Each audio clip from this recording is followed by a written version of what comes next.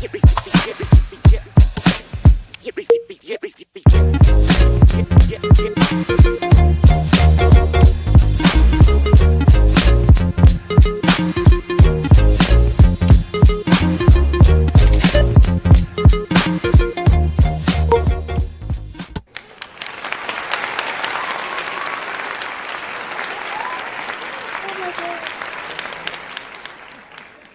everyone. This is Steph, the Educator. You have joined Essential Pedagogy Podcast, and I just want to welcome you today.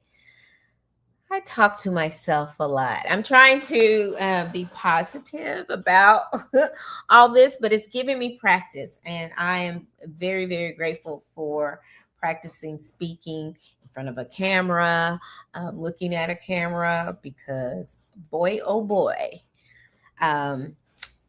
As some of you guys know, I started this podcast with the intention to bridging the gap between parents or outsiders of education and insiders of education to have a better understanding.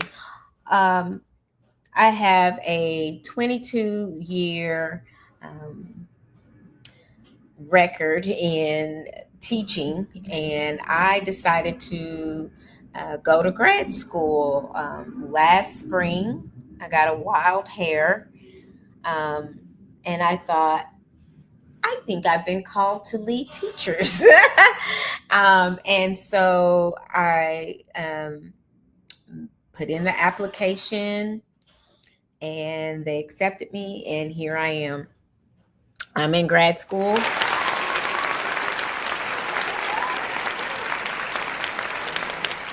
Now, with my degree that I'm pursuing, and I'm aspiring to be this leader, when I started this program, I had no intentions on being a principal.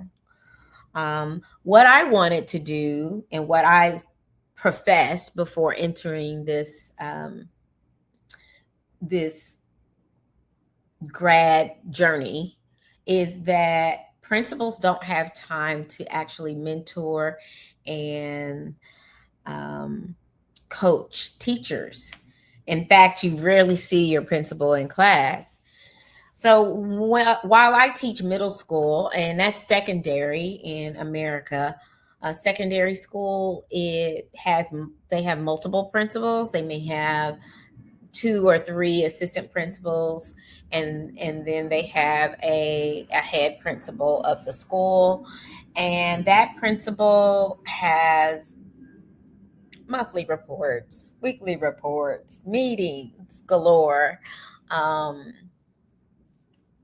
communications, professional development, all of these things a principal is responsible for, and facilities, making sure that everybody has safe facilities for them to, eat in a safe place, use the restroom in a safe place, have clean and safe environment to walk around and in the halls, managing all the staff that reports to that building. So big responsibility, to where like a new teacher would probably feel lost and unseen in a situation where they're starting a new school and they just graduated from with their bachelor's with the bachelor's of science in teaching. I had the opportunity to mentor and coach a teacher that alongside with what I was teaching as far as the topic and context that I was teaching in, it was very enlightening and I enjoyed it. And that's what prompted me to get into this program. So I was adamant. I was like, I'm not going to be a principal. I don't really have the temperament for it anyway, because I tend to wag my head sometimes when I get a little frustrated with people. I tend to have very clever clapbacks when I'm really tired of like speaking with somebody. um, about the same thing over and over again. So I felt like I did not have the demeanor. Never do I cuss a person. Never do I am I petty. I will say that. But I will be direct because I don't have time to waste. And so while I looked at those attributes as not very principally, because I feel like you have to be kind of the Obama type and diplomatic and I'm going to see your side and my side. Well, if the law say this and and I'm working within the law and I have systems that's going to be the best interest of my kids, sometimes requests from people who really want to be heard, the answer is going to be no. And I'm going to leave it as a very hard and short no. And so I found that I always judge that as a type of personality that wouldn't be a good principal. But then everybody I'm in contact says that I would be a good principal. I don't know why they say this, but they do.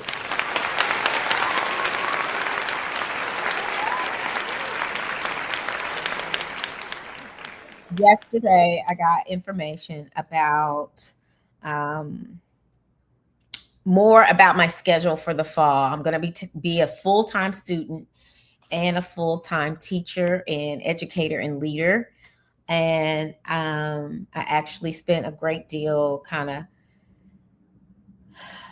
having a little anxiety, then crying and upset a little bit about it because I am going to take 2 classes, one on Tuesdays and one on Thursdays after work.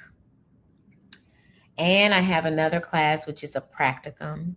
And with that practicum, I have 6 visits from my practicum instructor, and I have reports to make with the practicum instructor.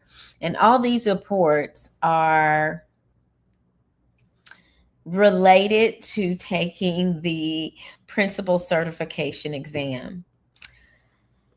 Now, mind you, when I started this program, I said I wasn't going to take this exam. I said I wasn't going to take this exam at all. I was just going to go and get the degree, educational leadership, and not take any of the exams because there's a 2-part exam for principals in the state of Texas. There is a practicum type exam, and then there is a multiple choice type exam where you answer questions and scenarios and blah, blah, blah. So I found out that there's so much reporting and so much accountability that is aligned with these tests that it would not make sense for me not to take the test. If I'm compiling a binder of some way of tracking all my learning and all of the data that I'm collecting for my initiative of study, then it wouldn't make sense not to take the test. So I was kind of sad about that because I'm like, I didn't even want to waste energy on that because that's not what I wanted to do. So now I'm going to take these tests, and we'll see what happens. We'll just see. We'll see what happens. I'm learning a lot. I'm working with a lot of different people. Right now, our summer schedule is Monday through Thursday from 8:30 a.m. to 4:30 a.m. 1 break in the morning for 15 to 20 minutes and 1 break in the afternoon for 15 to 20 minutes. And then there's an hour lunch in the same rooms with the same people. My cohort is about 18 to 20 people, depending on who's enrolled in what class. I have a morning class and then we have an afternoon class. And sometimes we may have students that were in a previous cohort that is joining us for a particular class, or any random SMU student who decides to take some type of leadership grad course for education that may be in a different graduate program. So this is working my nerves. And I understand the rationale with the instructors. They are choosing to put us all into different groups, different type of groupings. The professors are mostly choosing our group members. None of us knew one another before this program. We've been in this program 3, 4, 5 weeks. So 6 weeks ago, we didn't know each other. Now, all of a sudden, we're been thrust in the same room for 7.5 hours all day. Not like you go to your office and I go to my office, or I go to my classroom, you go to your classroom. Not like that. All day, every day. So imagine being in a room where someone is a nitpicker on everybody. We start to roll our eyes at certain comments after a while. First it's cute. Oh my God. Yeah. Then we start rolling our eyes. And you really start to see what leadership qualities what leadership strengths you're going to have, or what leadership qualities that you need to improve on. And I never thought of myself as a shy person until, not even a shy person. I never thought of myself as a person that is intimidated by public speaking. You would think, since I'm doing this podcast, I don't mind public speaking, but I am not as eloquent as I'd like to be. That's something I need to work on. And I need to work on my professional writing.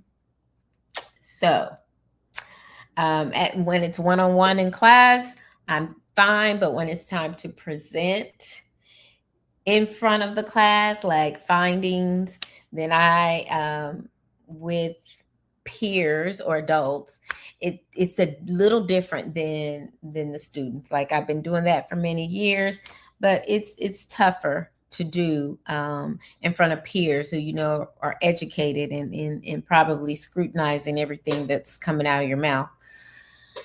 So with that being said, we do a lot of studying, a lot of practicing. They put us in situations where we have to be diplomatic, in times when we don't want to, because we have group projects. And with these group projects, our grade is attached to this. So we can't really just pop off except for this week. I think that 5th week, it's been very challenging for us. 4th and 5th week has been very challenging for us as a cohort to get along and get and I think we're so tired that the Mr. Nice and Miss Nice guy faces have come off, and now we're just tired. Let's just get this done. I really don't care about how you feel right now. I don't care how you feel about what I'm saying right now. It is something. And I didn't see this coming. I thought we were just going to be very, very, very, and I think we are eventually going to be so tight knit that we would be willing to take off of work and go see about the other person. But right now, it is very tough. Very tough. Yeah. But neither here nor there. That's how grad school is going. What I've learned is so many things that it just made me take pause about how we approach education, how education has been going, and how we as educators, we hear the alarms, but this world is changing so fast that sometimes it's hard to articulate that we need parents just as much. Oh, that's a good question. I want to answer this question before I go into the detail of this other thing. So this question is, does everybody have the same career path? Okay, so our entire cohort, and it's a blended cohort, because normally the cohorts are on the same, they're all taking the same classes at the same time. Well, in case you didn't notice, not a lot of people are going to school for education anymore.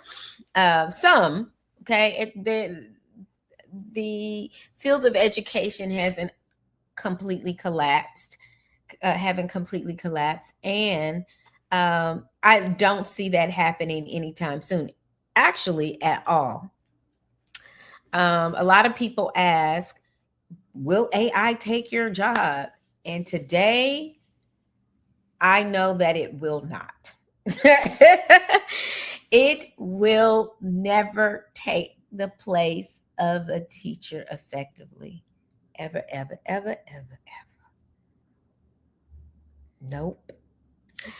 And that's because we need one another in order to synthesize and develop compassion for one another.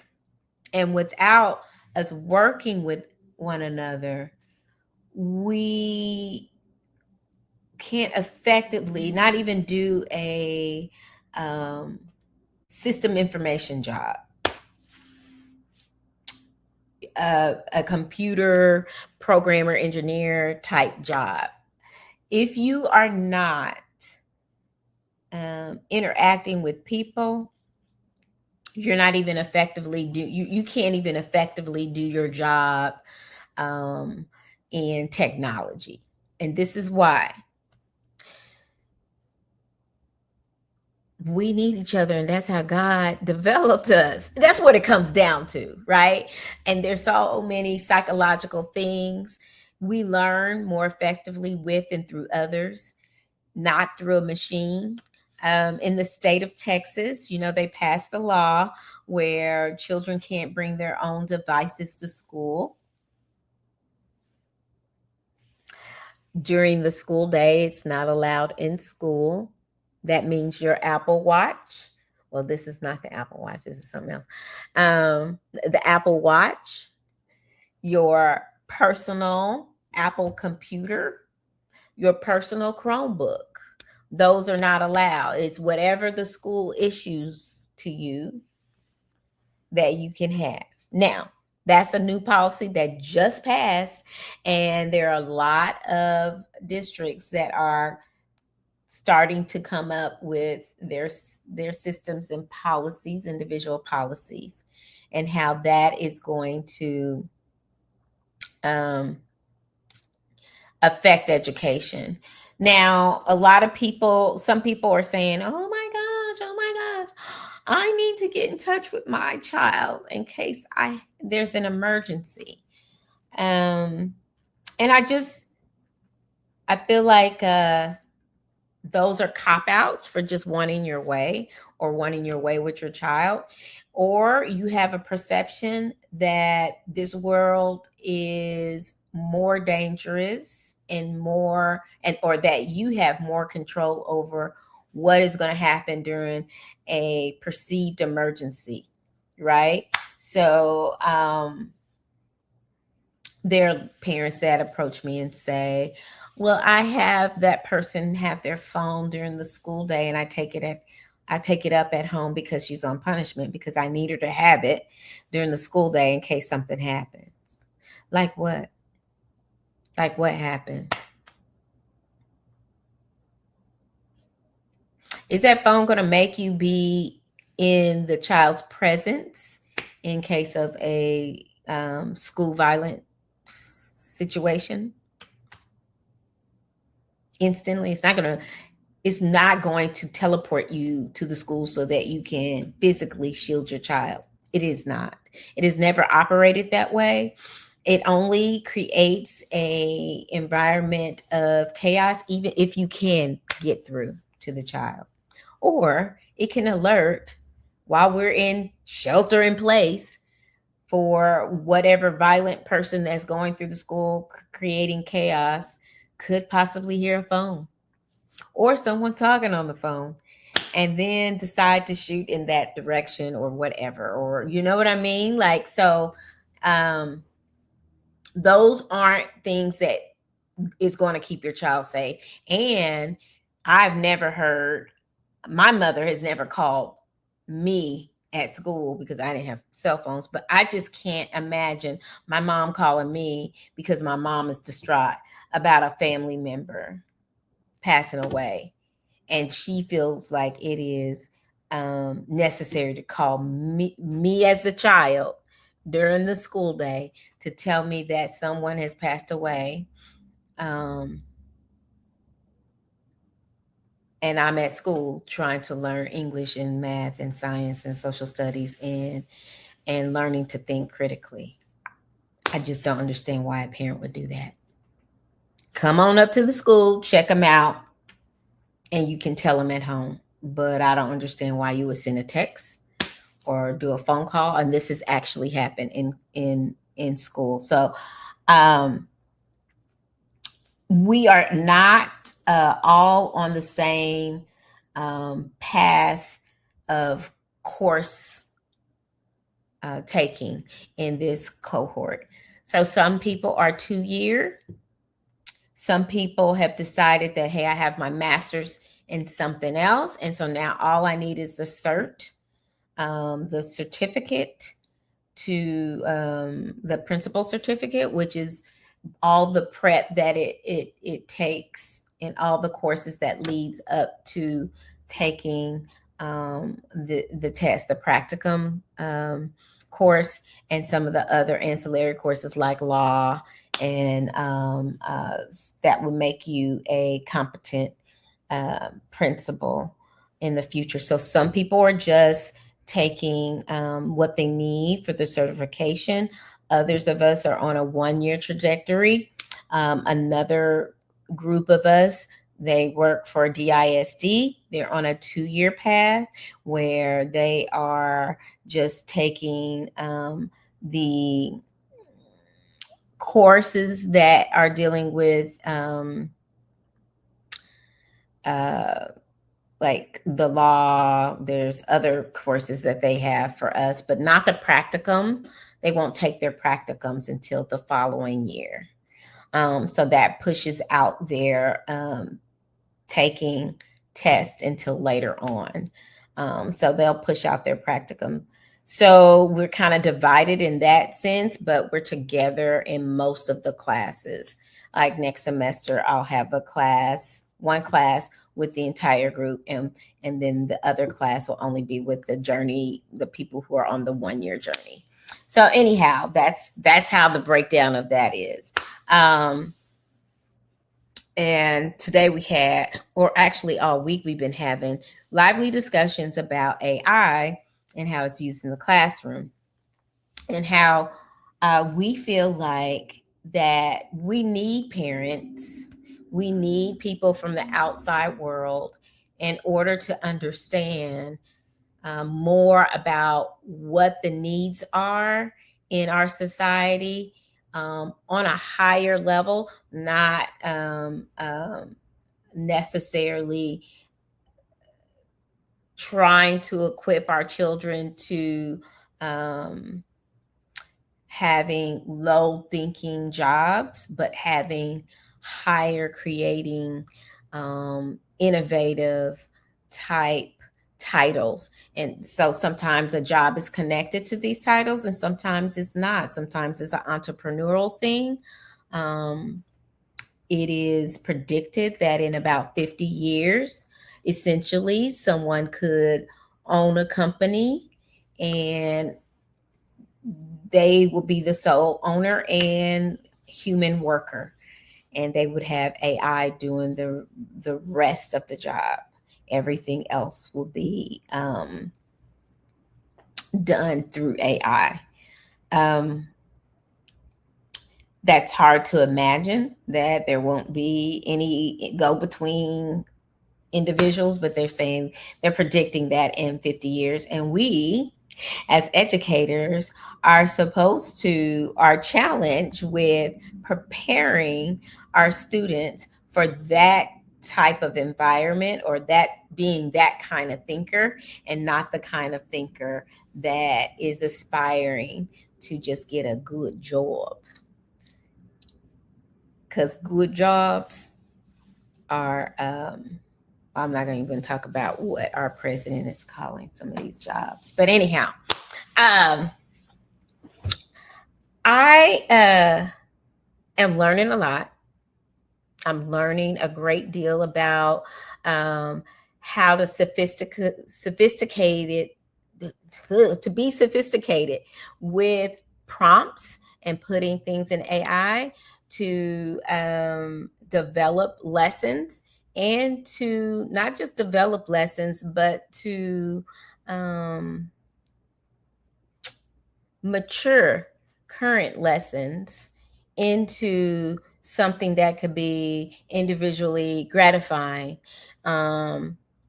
And also, I'm learning from mistakes of some of our professors.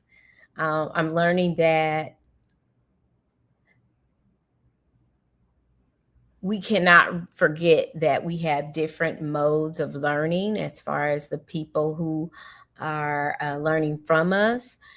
All of our instructions can't be verbal. All of our instructions just can't be written. We have some people who are more auditory learners.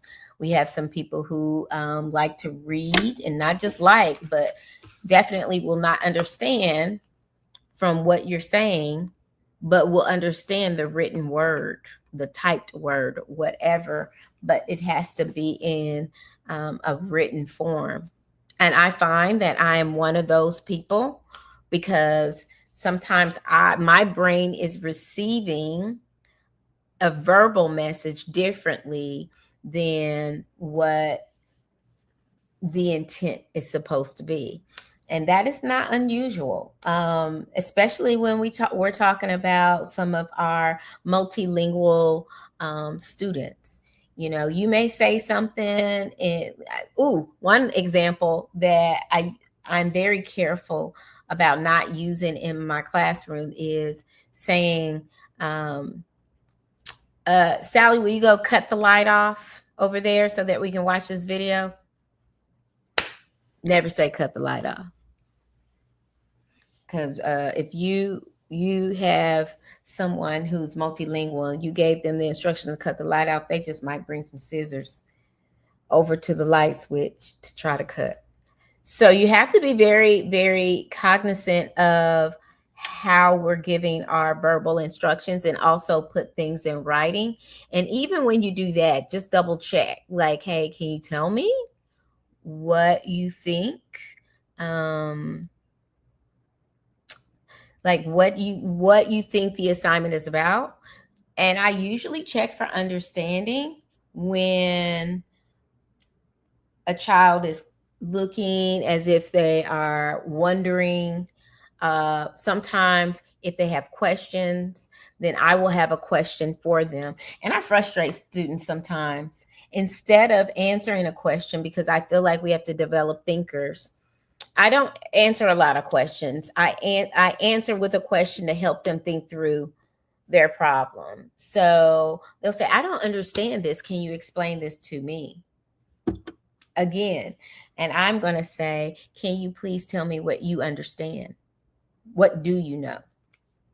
And they're like, I don't understand anything. And I'm like, do you use a pencil for this assignment? Yeah. I think you want me to write something out. Okay. What else do you understand? I think you want us to, right? And so that helps them think through problem solving instead of saying, well, I just told you that we need to do this, this, this, and this. And so I feel like that once we develop more of an inquiry type of way, style of teaching, that we can help develop having students put in prompts that is going to help them be more successful in using AI instead of saying, hey, write a summary to Hamlet, right? I need a 2-page summary of the play Hamlet, right? Instead of writing that, or instead of me saying, I want you to write a summary that you just put in AI, I will say to you, hey, I want you to reimagine Hamlet as it relates to our science class, right?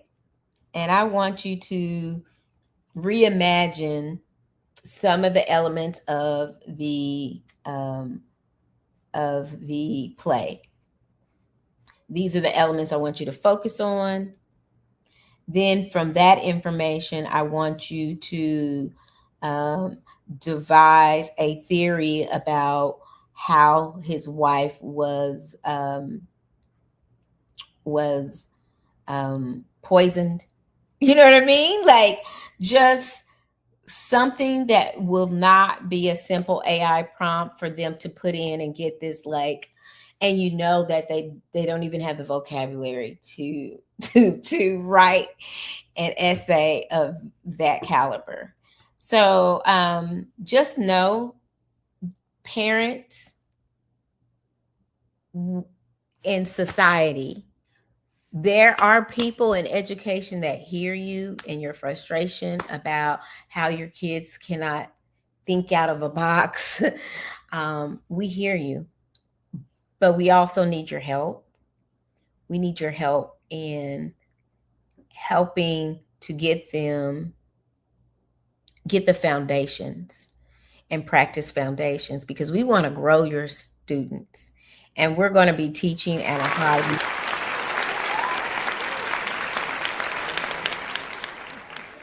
And I'm going to be leading educators into teaching at a high level. And it's not going to be fun all the time, because your child may come home a little frustrated because they may not be used to the types of strategies that will be used in the up and coming years as education catches up with some of the innovation that we are seeing, that computers are forcing our hands in a certain direction, right? We're going to have to develop human beings that can tell the difference between the real Oprah Winfrey talking and when there's an AI Oprah Winfrey is talking, right? A lot of things are going to be happening in the coming years, and people are going to have to be equipped with knowing what's real and knowing what's not. I had a conversation with my sister, who just was adamant that President Trump was a believer, that he was a believer enough to mention the word, who he believed in, whether he believed in Jesus. And I was like, do you believe that?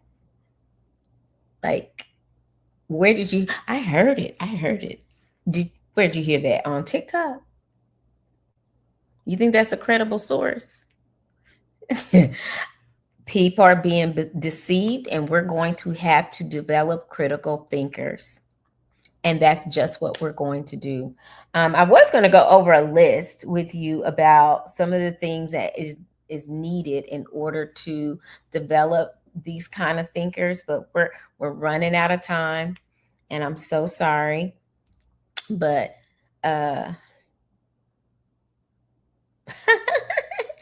Well, yeah, he didn't put his hand on the Bible to swear in the office that he's in. He didn't. And he may say every time he talks about evangelicals, he talks about those evangelicals support me, and they have great faith in their God. Now I've heard him say that. I've heard him say that. They have great faith in their God. Because I don't believe he's a believer. Yeah, he doesn't. He doesn't believe. Anyway, just know that we're going to do all we can to give comprehensive education, offer and facilitate comprehensive education that help with developing our children for our future. We want them to be successful. I want us to be successful. I don't want us to be deceived. I want us to be able to think critically and not only have common sense, but have the sense to believe that we can be creators and believe that we are not, I said it earlier today. Oh my gosh. Imposters, right?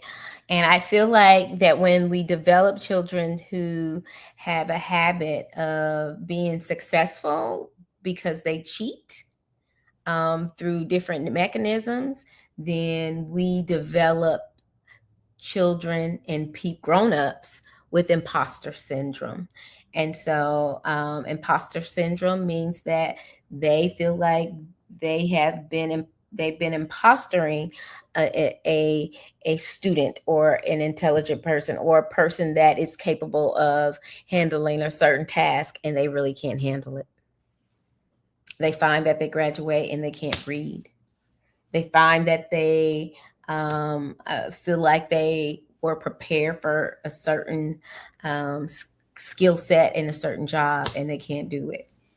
And it's because they have maliciously used AI, not for learning purposes, but for shortcut services. And we have to develop ways that you can still use technology, but use them for higher order thinking. And so that's what we are working on.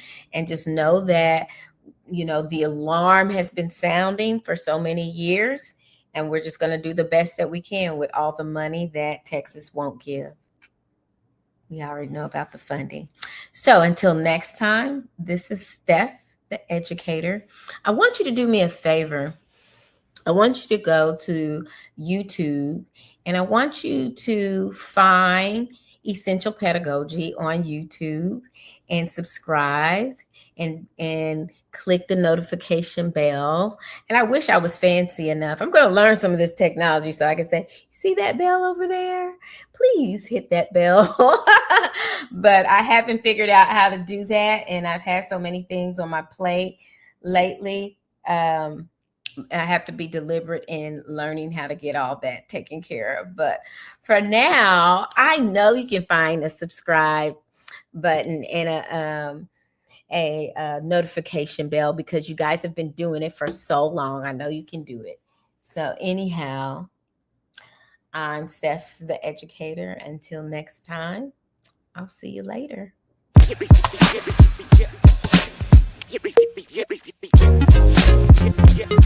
Yeah.